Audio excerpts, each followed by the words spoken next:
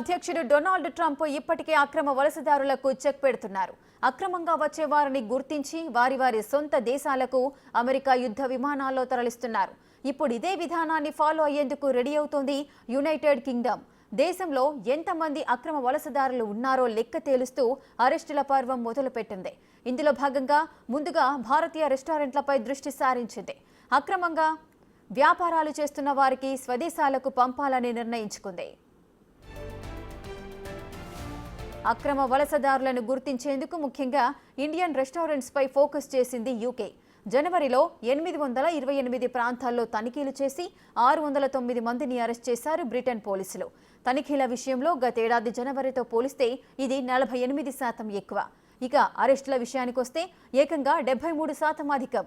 ముఖ్యంగా ఇండియన్ రెస్టారెంట్లు, నెయిల్ బార్లు, కార్ వాష్ సెంటర్లపై ఫోకస్ చేశారు అధికారులు. అంతేకాదు ఓ ఇండియన్ రెస్టారెంట్లో ఏకంగా 7 అక్రమ వలసదారులను అరెస్ట్ చేసి అందులో 4 ఇండియాకు కూడా పంపించేశారు.